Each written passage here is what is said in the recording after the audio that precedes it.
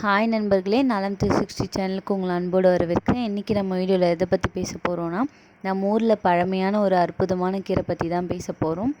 அதுதாங்க அகத்துக்கீரை. நம்ம தாத்தா பாட்டி எல்லாருமே அந்த அகத்துக்கீரையோட நன்மையை பற்றி நிறையவே சொல்லிட்டு வந்தாங்க. ஆனால் இப்போ நம்ம ஜென்ரேஷன் இதை பற்றி ரொம்ப தெரியாமல் போச்சு.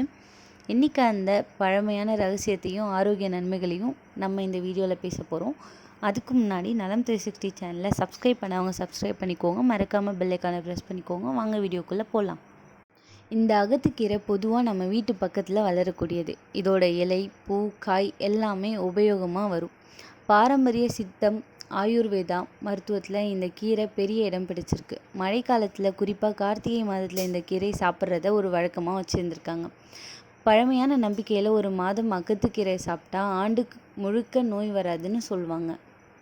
அகத்துக்கீரை உடம்புல இருக்கும் நச்சு பொருட்களை வெளியேற்றும். ரத்தம் சுத்தமாக இருந்தால் முகம் பளபளக்கும். தோல் நோய்களை குறைக்கும்.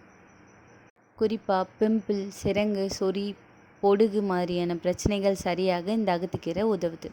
கால்சியம் நிறைய இருக்குது. அதனால எலும்பு பலம் கூடும். பற்களுக்கும் உறுதி வரும். குழந்தைகள், முதியவர்கள் இருவரும் பயன்படுத்தலாம்.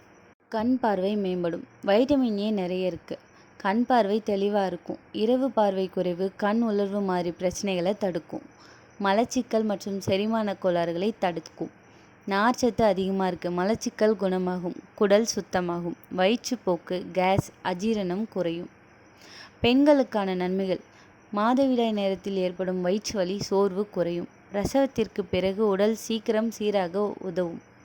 பாலாட்டும் தாய்மார்களுக்கு பால் சுரப்பு அதிகரிக்கும்.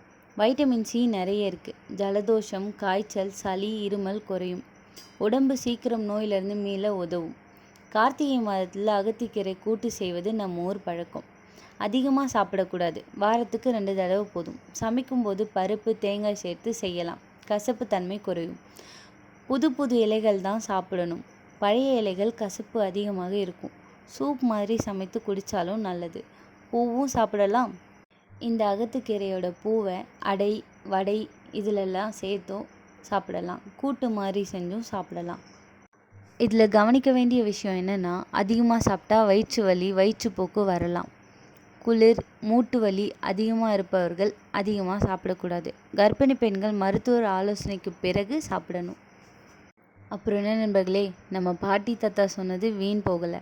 அகத்துக்கீரை மாதிரியான இயற்கை மருந்துகளை நம்ம வீட்டுக்குள்ளே இருக்கும்போது கெமிக்கல் மருந்தை தேடி நம்ம அலையவே வேண்டாம். வாரத்துக்கு 1 முறை இல்லைனா 2 முறை அகத்துக்கீரை சாப்பிடுங்க. உடம்பு ரொம்பவே லைட்டாக இருக்கும். முகம் பளபளக்கும். இப்படி நம்ம பாரம்பரிய உணவுகளை மீண்டும் நம்ம வாழ்க்கையில் சேர்ப்போம். சரிங்களா? இந்த வீடியோ உங்களுக்கு பிடிச்சிருந்துச்சுன்னா லைக் பண்ணுங்கள், கமெண்ட் பண்ணுங்கள், ஷேர் பண்ணுங்கள். மறக்காமல் நலம் 360 சேனலை சப்ஸ்கிரைப் பண்ணுங்கள். பாய்.